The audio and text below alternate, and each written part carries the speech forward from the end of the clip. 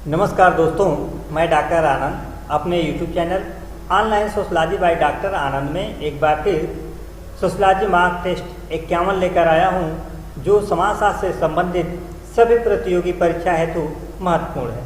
तो आइए देखते हैं आज का पहला सवाल।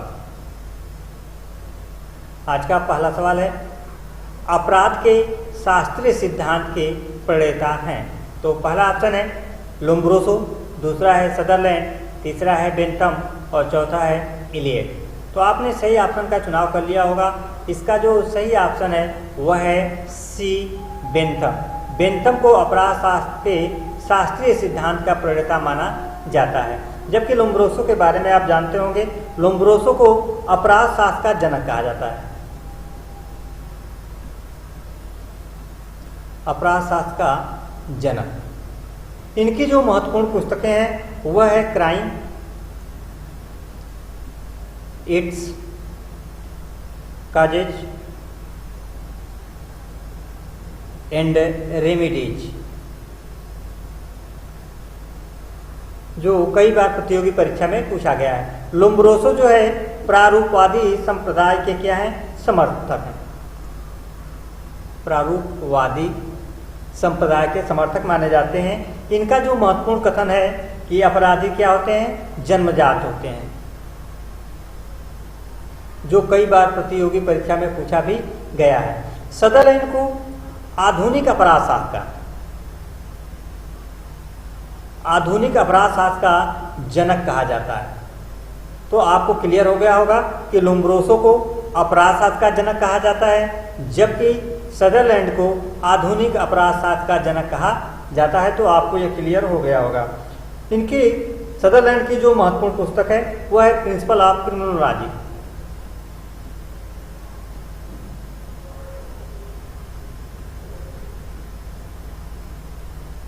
जो 1924 ईस्वी में यह पुस्तक प्रकाशित हुई। इनकी दूसरी जो पुस्तक है प्रोफेशनल थीव्स,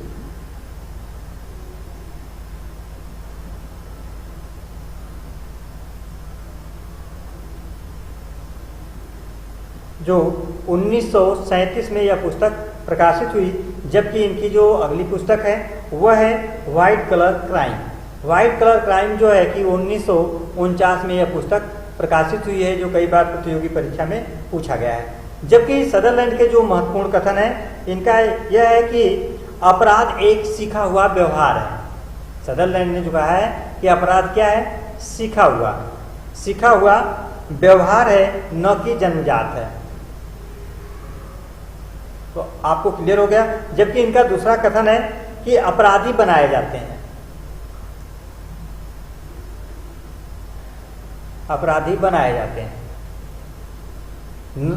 न कि पैदा होते हैं। तो आपको क्लियर हो गया होगा कि अपराध एक सीखा हुआ व्यवहार है, न कि जन्मजात होता है। और दूसरा यह है कि अपराधी बनाए जाते हैं, न कि पैदा होते हैं। तो आपको क्लियर हो गया होगा। तो आइए देखते हैं आज का दूसरा सवाल। दूसरा सवाल है कि परिवार को संघर्ष के एक केंद्र के रूप में किसने देखा है। तो पहला ऑप्शन है कार्ल मार्क्स, दूसरा है मैक्स वेबर, तीसरा है हार्टमान और चौथा है पार्सन्स। तो आपने सही ऑप्शन का चुनाव कर लिया होगा। इसका जो सही ऑप्शन है वह है सी, हार्टमान। हार्टमान ने ही परिवार को संघर्ष के केंद्र के रूप में देखा है। जबकि कार्ल मार्क्स ने का समाजशास्त्र में महत्वपूर्ण योगदान है। कार्ल मार्क्स को आर्थिक निर्धारणवादी कहा जाता है।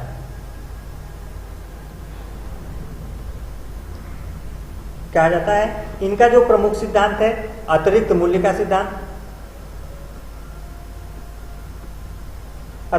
का सिद्धांत, ऐतिहासिक भौतिकवाद, द्वंद्वात्मक भौतिकवाद, अलगाव की अवधारणा एवं प्रैक्टिस की अवधारणा आदि अवधारणाओं को इन्होंने दिया है। जबकि कार्ल मार्क्स की जो महत्वपूर्ण पुस्तकें हैं वह है जर्मन आइडियोलॉजी जो है कि 1845 में यह पुस्तक प्रकाशित हुई है। जबकि इनकी दूसरी जो महत्वपूर्ण पुस्तक है द पॉवर्टी ऑफ फिलॉसफी जो है कि 1847 में यह पुस्तक प्रकाशित हुई है। जबकि इनकी अगली पुस्तक है कम्युनिस्ट मैनिफेस्टो, जो कई बार प्रतियोगी परीक्षा में पूछा भी गया है। तो कम्युनिस्ट मैनिफेस्टो जो है कि 1848 में यह पुस्तक प्रकाशित हुई है, जबकि इनकी अगली जो महत्वपूर्ण पुस्तक है class struggle in France. Class struggle in France जो है कि 1850 में यह पुस्तक प्रकाशित हुई है, जबकि इनकी जो सबसे महत्वपूर्ण जो पुस्तक है वह है दास कैपिटल। दास कैपिटल जो है कि 3 वॉल्यूम में यह क्या हुई है, प्रकाशित हुई है। पहला वॉल्यूम जो आया था 1867 में आया था, जबकि दूसरा 85 में आया था और तीसरा 94। तो यह तीनों वॉल्यूम 1867, 1885 और 1894 में आया है, जो प्रतियोगी परीक्षा की दृष्टि से बहुत ही महत्वपूर्ण है। जबकि मैक्स वेबर का समाजशास्त्र में भी इनका महत्वपूर्ण योगदान है। इनकी जो महत्वपूर्ण अवधारणा है सत्ता की अवधारणा, इसके बाद में इनकी जो अवधारणा है नौकरशाही की अवधारणा, नौकरशाही की अवधारणा, सामाजिक क्रिया का सिद्धांत, वाइटहेन की अवधारणा, धर्म का समाजशास्त्र, अस्त्रीकरण का शक्ति सिद्धांत एवं आदर्श प्रारूप आदि अवधारणाओं को दिया है, जो प्रतियोगी परीक्षा की दृष्टि से बहुत ही महत्वपूर्ण है। जबकि पार्सन्स का जो समाजशास्त्र में इनका भी महत्वपूर्ण योगदान है। इन्होंने भी सामाजिक क्रिया का सिद्धांत, प्रकार्यवाद, रुग्ण भूमिका, भूमिका प्रत्याशा, संस्थाकरण, व्यवस्था विश्लेषण, पैटर्न वेरिएबल एवं एजिल मॉडल, एजिल मॉडल की अवधारणा दिया है। तो यह प्रतियोगी परीक्षा की दृष्टि से बहुत ही इम्पॉर्टेंट है, जो कई बार प्रतियोगी परीक्षा में इससे प्रश्न भी पूछे गए हैं। तो आइए देखते हैं अगला सवाल। तीसरा, किसने आधुनिकता को एक सार्वभौमिक सांस्कृतिक प्रघटना के रूप में देखा है? तो पहला ऑप्शन है एंथोनी गिडिंग्स, दूसरा है बॉडीलार्ड, तीसरा है योगेंद्र सिंह और चौथा है जॉर्ज सिमेल। तो आपने सही ऑप्शन का चुनाव कर लिया होगा। इसका जो सही ऑप्शन है वह है सी, योगेंद्र सिंह। योगेंद्र सिंह ने ही आधुनिकता को सार्वभौमिक सांस्कृतिक प्रघटना के रूप में देखा है, जो प्रतियोगी परीक्षा की दृष्टि से बहुत ही महत्वपूर्ण है। तो योगेंद्र सिंह की जो महत्वपूर्ण पुस्तक है वह है मॉडर्नाइजेशन ऑफ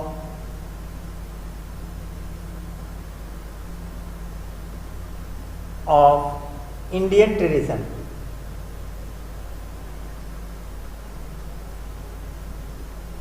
जो 1972 में यह पुस्तक प्रकाशित हुई है, जो कई बार प्रतियोगी परीक्षा में पूछा भी गया है। इनकी जो अगली पुस्तक है कल्चर चेंज,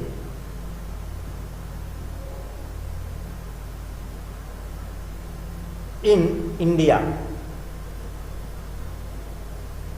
ये पुस्तक जो है 2000 में यह पुस्तक प्रकाशित हुई है, जो प्रतियोगी परीक्षा की दृष्टि से बहुत ही महत्वपूर्ण है।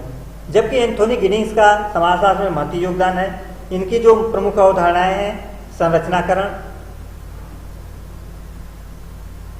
समानता की चेतना,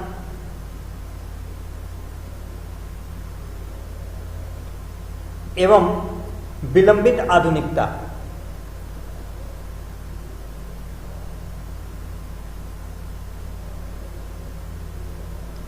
यह सभी अवधारणाएं प्रतियोगी परीक्षा की दृष्टि से बहुत ही महत्वपूर्ण है। जबकि बॉडीलार्ड का भी योगदान कम नहीं है। इनकी जो महत्वपूर्ण पुस्तक है वह है कंज्यूमर सोसाइटी।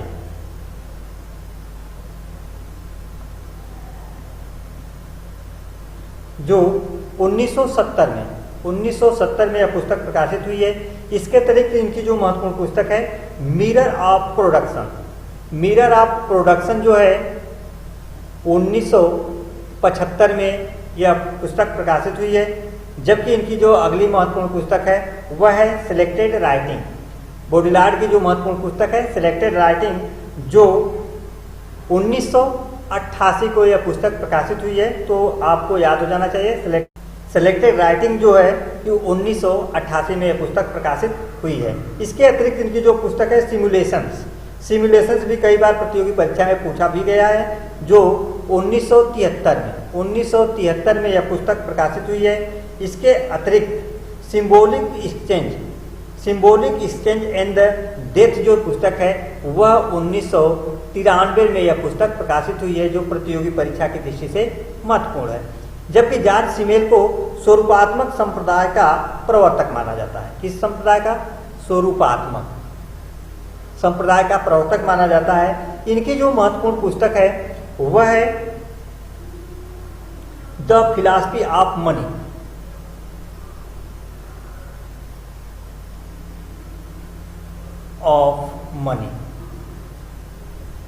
यह पुस्तक जो है कि 1907 में यह पुस्तक प्रकाशित हुई है, जो प्रतियोगी परीक्षा की दृष्टि से बहुत ही महत्वपूर्ण है। तो आइए देखते हैं अगला सवाल। चौथा है, अगस्त काम्टे को समाजशास्त्र का जनक कहा जाता है क्योंकि सर्वप्रथम उन्होंने क्या किया था? पहला ऑप्शन है समाजशास्त्र शब्द की रचना की, दूसरा है समाजशास्त्र की परिभाषा दी, तीसरा है समाजशास्त्र की पुस्तक लिखी और चौथा है समाज के अध्ययन का वैज्ञानिक तरीका सुझाया। तो आप इसका सही ऑप्शन का चुनाव कर लिए होंगे। इसका जो सही ऑप्शन है वह है ए, समाजशास्त्र शब्द की इन्होंने क्या किया था? रचना किया था। मित्रों, आपको याद होगा कि सबसे पहले जो समाजशास्त्र की इन्होंने रचना किया था, तो सबसे पहले इसका जो नामकरण किया था वह सोशल फिजिक्स किया था। यह सोशल फिजिक्स नामकरण किया था, लेकिन इसको मूर्त स्वरूप प्रदान करने से पहले ही एक बेल्जियम का क्या था? विद्वान था। बेल्जियम का विद्वान था जिसका नाम था एडोल्फ क्वेटलेट ने ही सोशल फिजिक्स को क्या चुरा लिया और चुरा करके क्या किया? एक निबंध प्रकाशित किया। वह निबंध है an essay in social physics.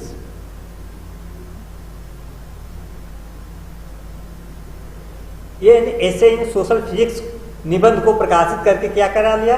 Patent करा लिया। और जब पेटेंट एडोल्फ क्वेटलेट के नाम से हो गया तो काम्टे लाचार हो गए और लाचार होकर के 1838 में सोशल फिजिक्स के जगह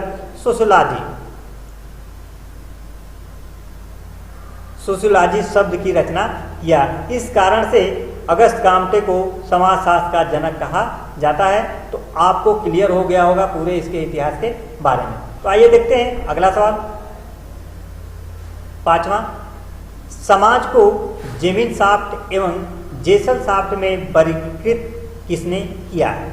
तो पहला ऑप्शन है रेडक्लिफ ब्राउन, दूसरा है टानिक, तीसरा है अकबर्न और चौथा है सोरोकिन। तो आपने सही ऑप्शन का चुनाव कर लिया होगा। इसका जो सही ऑप्शन है वह है बी, टानिक। टानिक ने ही समाज को जेमिन शाफ्ट एवं जेसल शाफ्ट में वर्गीकृत किया है, जो कई बार प्रतियोगी परीक्षा में पूछा भी गया है। टानिक की जो महत्वपूर्ण पुस्तक है वह है कम्युनिटी ऑफ सोसाइटी।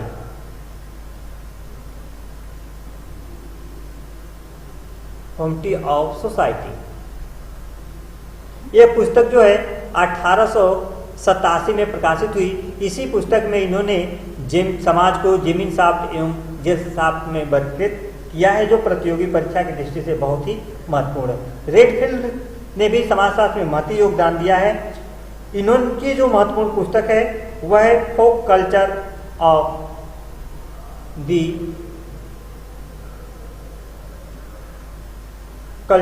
ऑफ युकाटान, जो 1941 में यह पुस्तक प्रकाशित हुई, जो कई बार प्रतियोगी परीक्षा में पूछा भी गया है। इनकी जो अन्य महत्वपूर्ण पुस्तकें हैं वह है द लिटिल कम्युनिटी।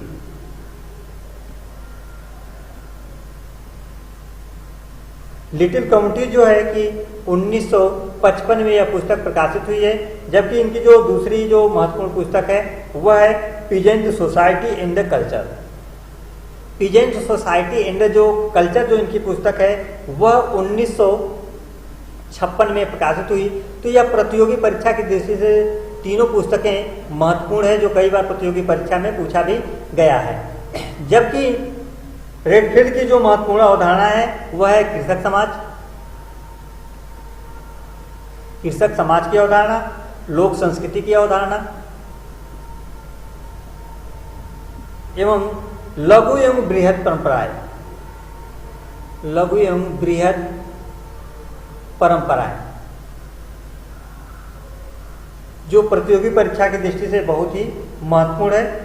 जबकि आगबन की जो महत्वपूर्ण जो पुस्तकें हैं वह है social change, social change. Social change जो इनकी पुस्तक है यह 1922 में यह पुस्तक प्रकाशित हुई। इसके अतिरिक्त इनकी जो अन्य महत्वपूर्ण पुस्तकें हैं वह है on culture, on culture and social change. यह जो पुस्तक है 1950 में यह पुस्तक प्रकाशित हुई, जो प्रतियोगी परीक्षा की दृष्टि से बहुत ही महत्वपूर्ण है। जबकि सोरोकिन के समाजशास्त्र में महत्वपूर्ण योगदान है। सोरोकिन ने समाजशास्त्र में सामाजिक परिवर्तन का सांस्कृतिक सिद्धांत, सांस्कृतिक सिद्धांत दिया जो प्रतियोगी परीक्षा की दृष्टि से बहुत ही महत्वपूर्ण है। इन्होंने 3 प्रकार की संस्कृतियों का उल्लेख किया है। पहला है चेतनात्मक, विचारात्मक एवं आदर्शात्मक संस्कृति, जो कई बार प्रतियोगी परीक्षा में ये तीनों संस्कृतियों का उल्लेख है और पूछा भी गया है। जबकि इसके अतिरिक्त जो है कि इन्होंने सोरोकिन ने सीमाओं का सिद्धांत एवं स्वाभाविक परिवर्तन का सिद्धांत भी इन्होंने दिया है, जो प्रतियोगी परीक्षा की दृष्टि से बहुत ही महत्वपूर्ण है। तो आइए देखते हैं अगला सवाल, 6वां। किसने संस्कृति को जीने का ढंग, आदतों के संग्रह एवं एक पीढ़ी से दूसरी पीढ़ी में हस्तांतरण के रूप में परिभाषित किया है? तो पहला ऑप्शन है हावेल, दूसरा है बिल स्टील, तीसरा है टाइलर और चौथा है अर्नाल्ड ग्रेन। तो आपने सही ऑप्शन का चुनाव कर लिया होगा। इसका जो सही ऑप्शन है वह है ए हावेल। हावेल ने ही संस्कृति को जीवन जीने के ढंग, आदतों का संग्रह एवं एक पीढ़ी से दूसरी पीढ़ी में हस्तांतरण के रूप में क्या किया है? परिभाषित किया है। जबकि बिल स्टील की जो महत्वपूर्ण पुस्तक है वह है द सोशल ऑर्डर, जो कई बार प्रतियोगी परीक्षा में पूछा भी गया है। जबकि टाइलर की जो महत्वपूर्ण पुस्तक है प्रिमिटिव कल्चर, प्रिमिटिव कल्चर, जो कई बार प्रतियोगी परीक्षा में पूछा भी गया है। तो आइए देखते हैं अगला सवाल, 7वां। निम्न में से किसने ग्राम्य नगर शब्द का सर्वप्रथम प्रयोग किया है? तो पहला है ए ऑप्शन बिर्थ, दूसरा है रेडफील्ड, तीसरा है गाल्पिन और चौथा है आस्कर लेविस। तो आपने सही ऑप्शन का चुनाव कर लिया होगा। इसका जो सही ऑप्शन है वह है सी गाल्पिन। गाल्पिन ने ही ग्राम्य नगर शब्द का सर्वप्रथम प्रयोग किया है, जो प्रतियोगी परीक्षा की दृष्टि से बहुत ही महत्वपूर्ण है। बिर्थ की जो महत्वपूर्ण पुस्तक है द कीटो,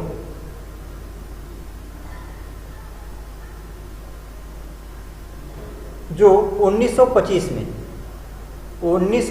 में यह पुस्तक प्रकाशित हुई है। इसके अतिरिक्त जो इनकी जो महत्वपूर्ण पुस्तक है अर्बनिज्म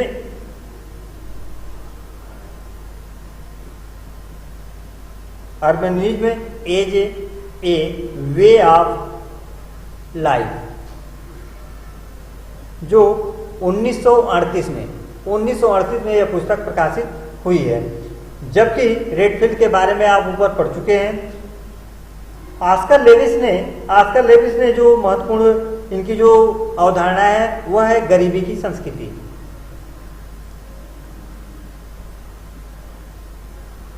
गरीबी की संस्कृति जो कई बार प्रतियोगी परीक्षा में पूछा भी गया है कि गरीबी की संस्कृति की अवधारणा किसने दिया है? तो आस्कर लेविस ने दिया है। इनकी जो महत्वपूर्ण पुस्तक है वह है विलेज लाइफ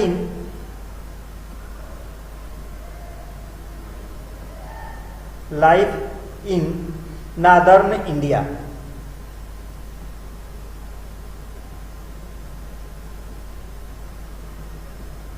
जो 1958 में पुस्तक जो है प्रकाशित हुई है।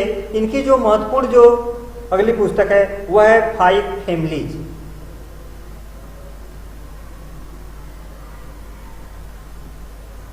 जो 1959 में यह पुस्तक प्रकाशित हुई है। तो ये सभी अवधारणाएं एवं पुस्तकें जो प्रतियोगी परीक्षा की दृष्टि से बहुत ही महत्वपूर्ण है और कई बार पूछी भी गई है। तो अगला क्वेश्चन 8वां, घटना क्रिया विज्ञान फेनोमेनोलॉजी के वास्तविक प्रवर्तक किसे माना जाता है? मित्रों यहाँ याद कर लीजिएगा, वास्तविक प्रवर्तक। तो पहला ऑप्शन है ए हुसर्ल, बी अल्फ्रेड सुज, सी पीटर बर्जर और डी गाफमैन। तो आपने सही ऑप्शन का चुनाव कर लिया होगा। इसका जो सही ऑप्शन है वह है बी अल्फ्रेड सुज। अल्फ्रेड सुज को घटना क्रिया विज्ञान का वास्तविक प्रवर्तक माना जाता है। इनकी जो महत्वपूर्ण पुस्तकें हैं सुर्ज की वह है phenomenology of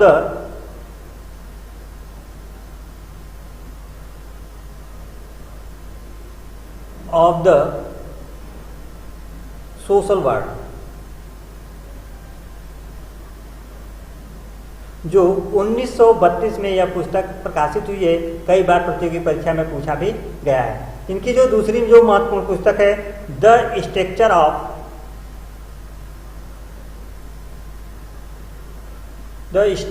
of the life world, यह पुस्तक जो है कि 1974 में यह पुस्तक प्रकाशित हुई है, जो सुर्ज ने लुकमैन के साथ मिलकर के यह पुस्तक प्रकाशित कराया है। लिखा है the structure of the life world Luckmann के साथ। तो यह पुस्तकें याद कर लीजिएगा। इनकी जो तीसरी पुस्तक है studies of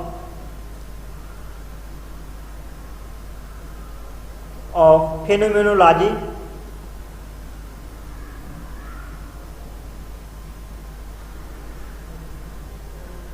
phenomenological philosophy.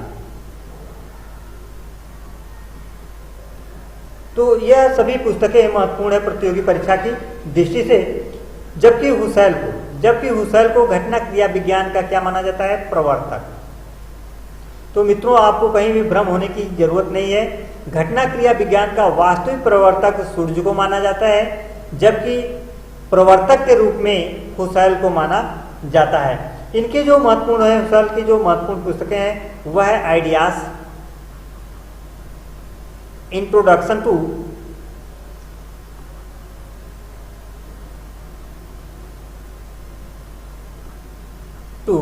Pure phenomenology,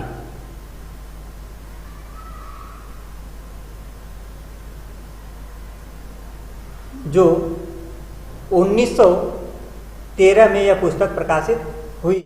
9वां कथन ए है नगरीय केंद्रों में अपराध की दर ग्रामीण क्षेत्रों की अपेक्षा अधिक है। इसका कारण आर है नगरीय केंद्र आपराधिक क्रियाओं के लिए अनुकूल होते हैं। तो इसमें ए दिया है, ए यानी कथन और आर कारण दोनों सही हैं तथा आर ए की सही व्याख्या करता है। दूसरा ऑप्शन है ए और आर दोनों सही है तथा आर ए की सही व्याख्या नहीं करता है। तीसरा है ए सही है और परंतु आर गलत है। चौथा ऑप्शन है ए गलत है परंतु आर सही है। तो मित्रों आपने सही ऑप्शन का चुनाव कर लिया होगा। इसका जो सही ऑप्शन है वह है ए आर दोनों सही है। आर तथा आर ए की सही व्याख्या करता है। तो इसमें कहीं भी भ्रम आने की स्थिति नहीं है। आइए देखते हैं अगला क्वेश्चन। 10वां किसने विकासवाद को सामाजिक परिप्रेक्ष्य में सर्वप्रथम प्रस्तुत किया है? तो पहला ऑप्शन है डार्विन, दूसरा है हर्बर्ट स्पेंसर, तीसरा है मॉर्गन और चौथा है इमाइल दुर्खिम। तो आपने सही ऑप्शन का चुनाव कर लिया होगा। इसका जो सही ऑप्शन है वह है B Herbert Spencer. Herbert Spencer ने ही विकासवाद को सामाजिक परिप्रेक्ष्य में सर्वप्रथम प्रस्तुत किया है। हर्बर्ट ने अपनी पुस्तक फर्स्ट प्रिंसिपल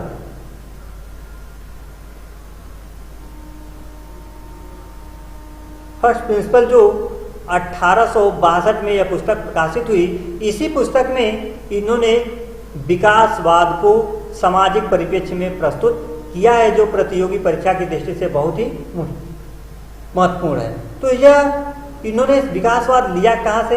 तो यह डार्विन की पुस्तक द ओरिजिन ऑफ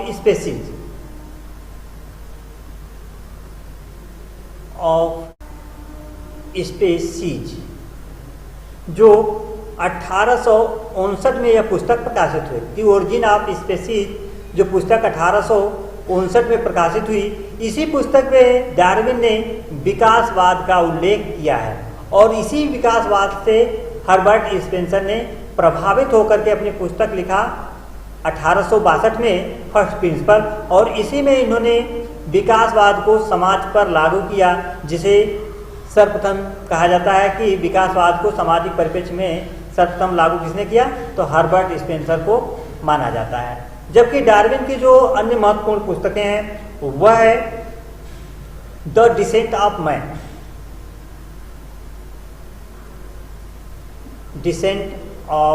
मैन, जो यह पुस्तक जो है 1871 में यह पुस्तक प्रकाशित हुई है, जो प्रतियोगी परीक्षा की दृष्टि से बहुत ही महत्वपूर्ण है।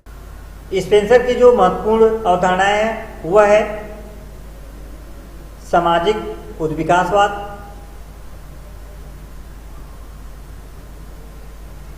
इसके अलावा समाज का सावयी सिद्धांत दिया,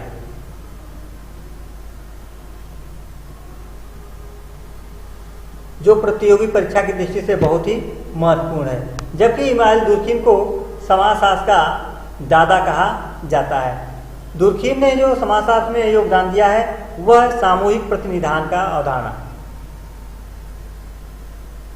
सामूहिक प्रतिनिधान की अवधारणा, सामूहिक चेतना की अवधारणा, श्रम विभाजन की अवधारणा, सामाजिक तथ्य की अवधारणा, यांत्रिक एवं सावयी एकता आदि का उल्लेख इन्होंने किया है। जबकि दुर्खीम की जो अन्य अवधारणाएं हैं, टोटमवाद,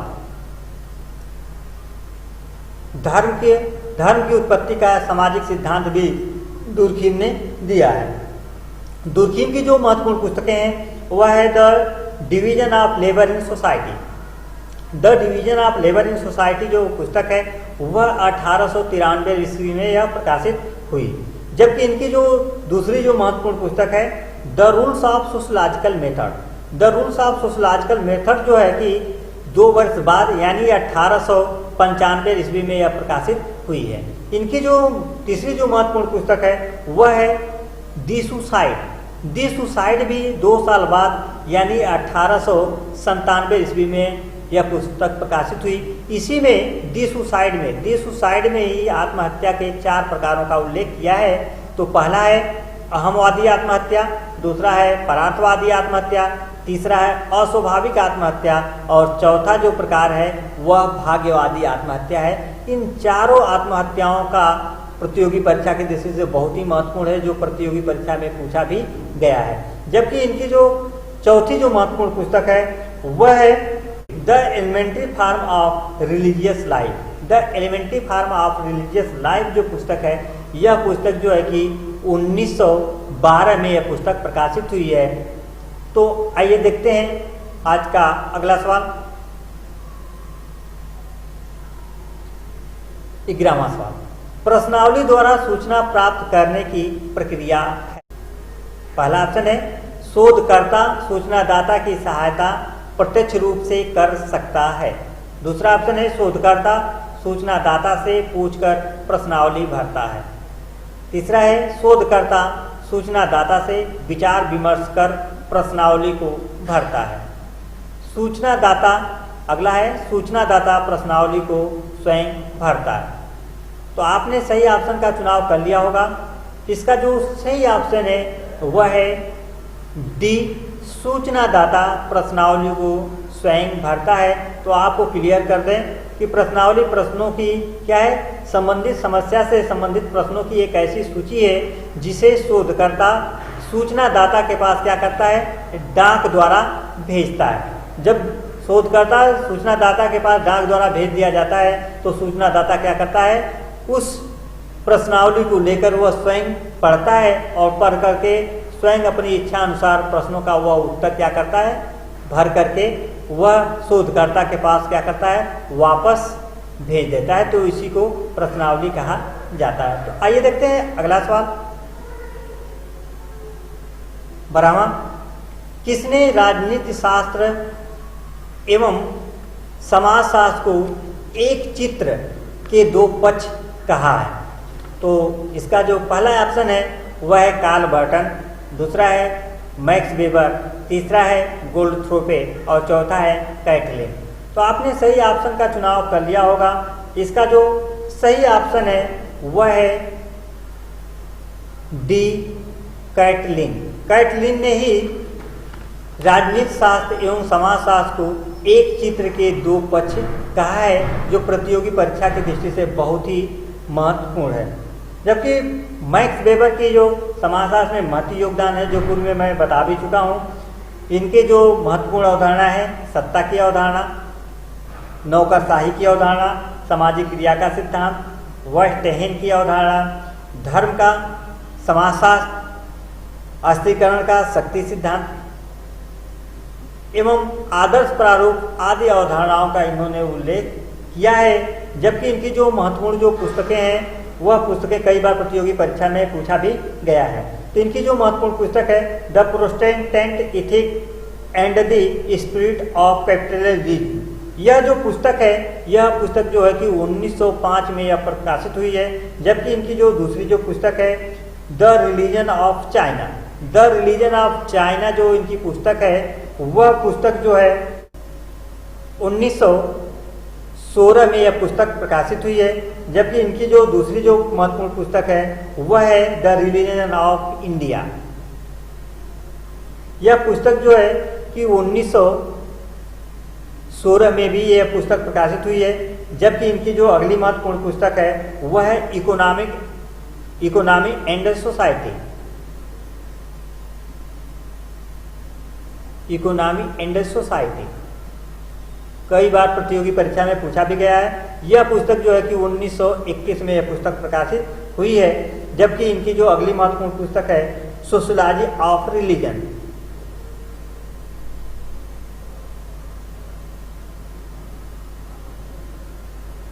जो यह पुस्तक है यह 1922 में यह पुस्तक प्रकाशित हुई है, जो प्रतियोगी परीक्षा की दृष्टि से बहुत महत्वपूर्ण है। जबकि इनकी अगली जो महत्वपूर्ण पुस्तक है जो सबसे वह है द सिटी। द सिटी जो पुस्तक है ये भी पुस्तक जो है कि 1922 में यह पुस्तक प्रकाशित हुई है, जो प्रतियोगी परीक्षा की दृष्टि से बहुत ही महत्वपूर्ण है। जबकि गोल्डथ्रोपे की जो महत्वपूर्ण पुस्तक है वह है the affluent worker. The affluent worker जो है कि 1968 में यह पुस्तक प्रकाशित हुई है। ये भी पुस्तक प्रतियोगी परीक्षा में पूछा गया है, तो यह याद कर लें, द एफ्लुएंट वर्कर। जबकि इनकी जो दूसरी पुस्तक है द सोशल ग्रेडिंग,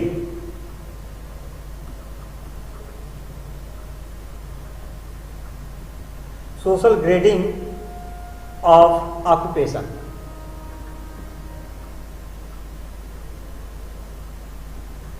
यह पुस्तक जो है कि 1974 में प्रकाशित हुई है, जो प्रतियोगी परीक्षा की दृष्टि से बहुत ही महत्वपूर्ण है। तो आइए देखते हैं अगला सवाल। 13वां, निम्नांकित में से कौन पारिस्थितिकीय निम्नीकरण के लिए उत्तरदायी है?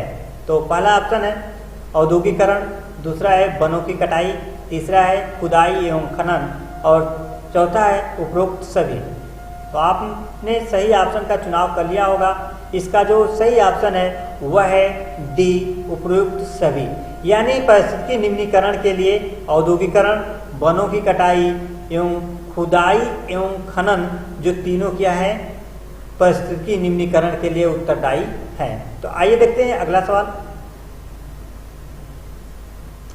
14वां, अग्रमंच भूमिका एवं पश्चिमंच भूमिका का उल्लेख किसने किया है? तो पहला ऑप्शन है बीरिस्टिड, दूसरा है राल्फ लिंटन, तीसरा है मैक्स वेबर और चौथा है गॉफमैन। तो आपने सही ऑप्शन का चुनाव कर लिया होगा। इसका जो सही ऑप्शन है वह है डी गॉफमैन। गॉफमैन ने ही अग्रमंच भूमिका एवं पार्श्वमंच भूमिका का उल्लेख जो है किया है, जो प्रतियोगी परीक्षा की दृष्टि से बहुत ही महत्वपूर्ण है। इनकी गॉफमैन की जो महत्वपूर्ण पुस्तकें हैं, द प्रेजेंटेशन ऑफ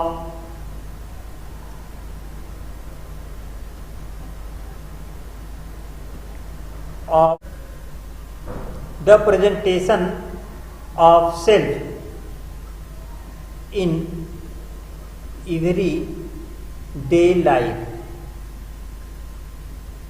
जो पुस्तक है यह पुस्तक जो है कि 1959 में यह पुस्तक प्रकाशित हुई है। जबकि इनकी जो अगली महत्वपूर्ण पुस्तक है वह है एसिलम। एसिलम जो पुस्तक है यह 1961 में यह पुस्तक प्रकाशित हुई है। जबकि इनकी अगली पुस्तक है इनकाउंटर। इनकाउंटर भी यह 1961 में ही ये प्रकाशित हुई है। इसके अतिरिक्त इनकी जो महत्वपूर्ण पुस्तक है वह है स्टिग्मा। स्टिग्मा जो पुस्तक है यह 2 साल बाद यानी 1963 में यह पुस्तक प्रकाशित हुई है। इसकी अतिरिक्त जो इनकी जो महत्वपूर्ण पुस्तक है वह है फ्रेम एनालिसिस। फ्रेम एनालिसिस जो पुस्तक है यह 1974 में यह पुस्तक प्रकाशित हुई है। इसके अतिरिक्त जो इनकी पुस्तक है रिलेशन इन पब्लिक,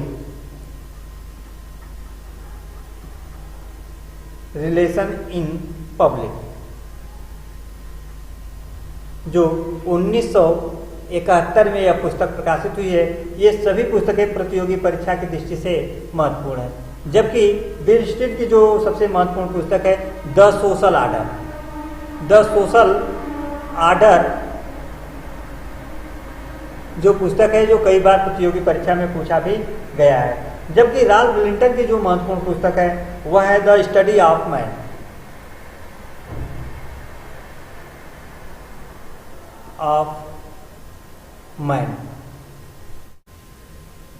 15वां, निम्न में से कौन सा एक कथन औद्योगिक समाज की विशेषता को व्यक्त करता है? तो पहला ऑप्शन है परंपराओं एवं प्रथाओं का अनुरक्षण, दूसरा है सजातीयता एवं वर्ग चेतना की कमी, तीसरा है प्रतिस्पर्धा एवं संघर्ष और चौथा है यांत्रिक एकता। तो मित्रों आपने सही ऑप्शन का चुनाव कर लिया होगा। इसका जो सही ऑप्शन है वह है सी, प्रतिस्पर्धा एवं संघर्ष। औद्योगिक समाज की जो विशेषता है वह प्रतिस्पर्धा एवं संघर्ष है, जबकि परंपरागत समाजों का जो विशेषता है वह है परंपराओं एवं प्रथाओं का अनुरक्षण, सजातीयता एवं वर्ग चेतना की कमी एवं यांत्रिक एकता। यांत्रिक एकता की अवधारणा जो है कि दुर्खीम ने दिया है। इसमें यांत्रिक एकता वाले समाजों में यह जो विशेषताएं पाई जाती है वो आदिम समाजों की विशेषताएं पाई जाती हैं। जबकि सावयी एकता में आधुनिक अर्थात औद्योगिक समाज की विशेषताएं पाई जाती हैं। अगला क्वेश्चन चौथा है, किसने कहा कि अनुभविक यथार्थता का अमूर्तीकरण संरचना का रूप ले लेती है? तो पहला ऑप्शन है रेडक्लिफ ब्राउन, दूसरा है मेयर पोर्टिस, तीसरा है पार्सन्स और चौथा है नाडेल। तो आपने सही ऑप्शन का चुनाव कर लिया होगा। इसका जो सही ऑप्शन है वह है बी, मेयर पोर्टिस। मेयर पोर्टिस ने ही कहा है कि अनुभविक यथार्थता का अमूर्तीकरण संरचना का रूप ले लेती है। जबकि रेडक्लिफ ब्राउन का समाजशास्त्र में महत्वपूर्ण योगदान है। इनकी जो महत्वपूर्ण पुस्तक है वह है structure and function in primitive society, the structure of function in primitive society जो प्रतियोगी परीक्षा की दृष्टि से बहुत ही महत्वपूर्ण है, जो कई बार प्रतियोगी परीक्षा में पूछा भी गया है। जबकि इनकी जो महत्वपूर्ण पुस्तक अदर है वह है African system of kinship and marriage. African system of kinship and marriage जो है ये भी पुस्तक बड़ी महत्वपूर्ण है, जो प्रतियोगी परीक्षा की दृष्टि से महत्वपूर्ण है और कई बार प्रतियोगी परीक्षा में पूछा भी गया है। जबकि पार्सन ने समाजशास्त्र में महती योगदान दिया है। इनके जो महत्वपूर्ण अवधारणा है जो मैं आपको बार बार बताया भी है कि सामाजिक क्रिया का सिद्धांत, प्रकार्यवाद, रुग्ण भूमिका, भूमिका प्रत्याशा, संस्थाकरण, व्यवस्था विश्लेषण, पैटर्न वेरिएबल के साथ साथ एजिल मॉडल।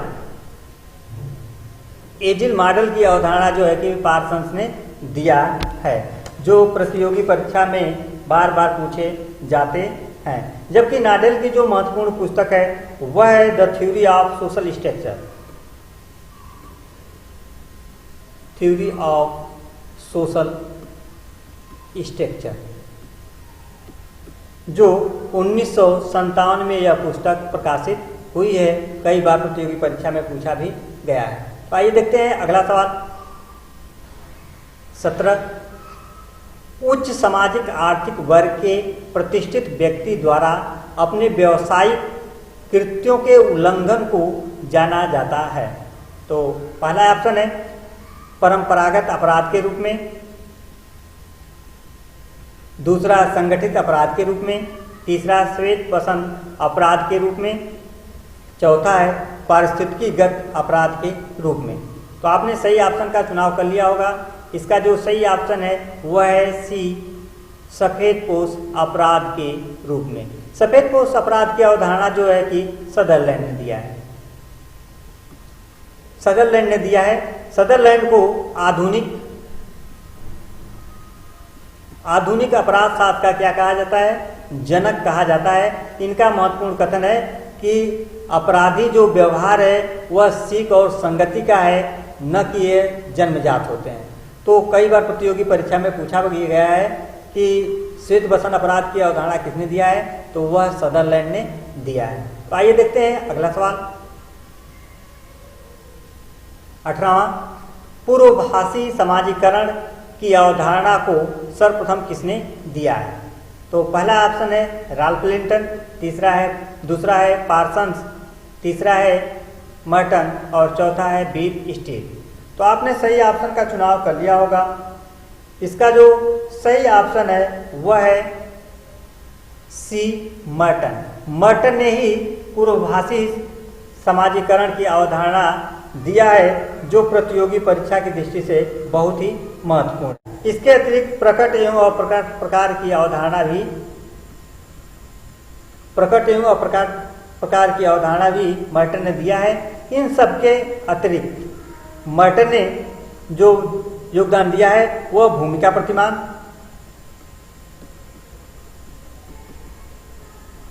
परिस्थिति प्रतिमान एवं परिस्थिति श्रृंखला की अवधारणा इन्होंने दिया है, जो प्रतियोगी परीक्षा की दृष्टि से बहुत ही महत्वपूर्ण है। आइए देखते हैं अगला सवाल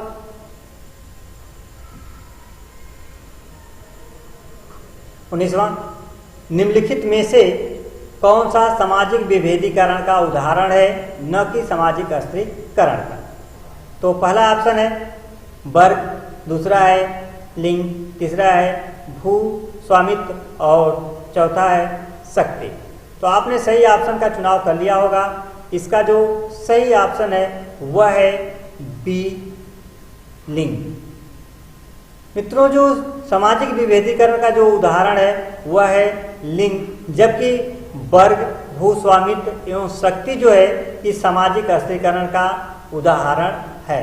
तो आइए देखते हैं अगला सवाल 20वां। किसने कहा कि समाज में परिवर्तन हो रहा है किंतु समाज का परिवर्तन नहीं हो रहा है? तो इसका जो पहला ऑप्शन है श्रीनिवास, दूसरा है घूरिए, तीसरा है लुइस ड्यूमा और चौथा है यस्सी दुबे। तो मित्रों आपने सही ऑप्शन का चुनाव कर लिया होगा। इसका जो सही ऑप्शन है वह है सी, लुइस ड्यूमा। लुइस ड्यूमा ने यही कहा था कि समाज में परिवर्तन हो रहा है किंतु समाज का परिवर्तन नहीं हो रहा है। यह कथन जो है लुइस ड्यूमा का है। जबकि श्रीनिवास ने समाजशास्त्र में महती योगदान दिया है। समाजशास्त्र में इनका जो प्रमुख अवधारणाएं है वह संस्कृतिकरण, संस्कृतिकरण की अवधारणा, पश्चिमीकरण की अवधारणा, ब्राह्मणीकरण, प्रभु जाति, लौकिकीकरण, आधुनिकीकरण एवं वोट बैंक की अवधारणा जो है कि श्रीनिवास ने दिया है। जो ये सभी अवधारणाएं प्रतियोगी परीक्षा की दृष्टि से बहुत ही महत्वपूर्ण है और कई बार पूछी भी गई है। जबकि घुरिये को भारतीय समाजशास्त्र का जनक कहा जाता है। इनकी जो महत्वपूर्ण अवधारणाएं हैं, जो सिद्धांत है वह जाति उत्पत्ति का प्रजाति सिद्धांत, जाति उत्पत्ति का प्रजाति सिद्धांत जो है कि घुरिये ने दिया है। जो प्रजाति सिद्धांत है वह 3 लोगों ने दिया है, रिजले, घुरिये, मजुमदार। रिजले, घुरिये और मजुमदार ने जो जाति उत्पत्ति के प्रजाति सिद्धांत को जो दिया है, इसको जो कोडिंग आप कर सकते हैं रिघूम अगर आपको याद हो जाए तो री से रिजले, घू से घुरिये और म से मजुमदार। इनके जो महत्वपूर्ण पुस्तकें हैं घुरिये की वह है caste, class and occupation. Caste, class, occupation जो है कि यह पुस्तक 1961 में यह पुस्तक प्रकाशित हुई। जबकि इनकी जो दूसरी जो महत्वपूर्ण पुस्तक है वह है द महादेव कोली। दो महादेव कोली जो इनकी जो पुस्तक है यह 2 वर्ष बाद 1963 में यह पुस्तक प्रकाशित हुई है। इसके अतिरिक्त इनकी जो अदर पुस्तकें हैं वह है द शेड्यूल्ड ट्राइब।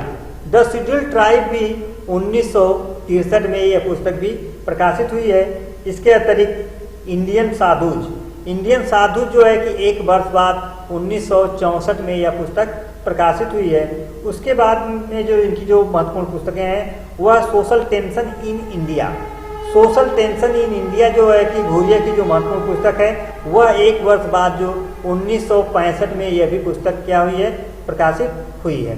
जबकि इसके अतिरिक्त इनकी जो महत्वपूर्ण पुस्तकें हैं कल्चर एंड सोसाइटी जो पुस्तक है ये भी 1963 में यह पुस्तक प्रकाशित हुई है। इसके अतिरिक्त सोशल प्रोसेस जो घुरिये की जो पुस्तक है वह भी पुस्तक जो महत्वपूर्ण है, जो कई बार प्रतियोगी परीक्षा में पूछा भी गया है। इसके अतिरिक्त दुबे का भी समाजशास्त्र में महत्वपूर्ण योगदान है। इन्होंने जो महत्वपूर्ण इनकी जो पुस्तकें हैं वह है द कुमार जो है इनकी जो पुस्तक है 1954 में यह पुस्तक प्रकाशित हुई है, जो कई बार प्रतियोगी परीक्षा में पूछा गया है। इसके अतिरिक्त इंडियन विलेज घुरिये की महत्वपूर्ण पुस्तक है। यह भी 1 वर्ष बाद 1955 में यह पुस्तक प्रकाशित हुई है। इसके अतिरिक्त India's changing village, S C Dube की जो महत्वपूर्ण पुस्तक है इंडियाज चेंजिंग विलेज, जो 3 वर्ष बाद 1958 में यह पुस्तक प्रकाशित हुई है, इंडियन चेंजिंग विलेज। इसके अतिरिक्त इंडियन सोसाइटी जो दुबे की जो पुस्तक है वह 1990 में यह पुस्तक प्रकाशित हुई है। इसके अतिरिक्त एस्से इन मॉडर्नाइजेशन जो घुरिये की जो पुस्तक है वह पुस्तक जो है 1971 में प्रकाशित हुई है। तो आइए देखते हैं आज का वह सवाल जो मेरे वीडियो को अगर ध्यानपूर्वक आपने देखा होगा तो इस क्वेश्चन का आंसर आपको इसी वीडियो में मिल जाएगा। तो मित्रों ये प्रश्न का उत्तर आपको कमेंट करके बताना है। तो यह जो प्रश्न है आज का, प्रोफेशनल थिप्स जो पुस्तक है 1931 में प्रकाशित हुई है। इस पुस्तक के लेखक कौन है? तो मित्रों आपको कमेंट करके बताना है। मित्रों, मेरे द्वारा बताई गई समझाई गई चीज़ें अगर आपको अच्छा लगता हो तो मेरे channel online sociology by doctor Anand को लाइक करें, सब्सक्राइब करें एवं मित्रों के साथ शेयर करें, जिससे कि मैं और अच्छा से अच्छा मार्क टेस्ट लेकर आ सकूं। धन्यवाद।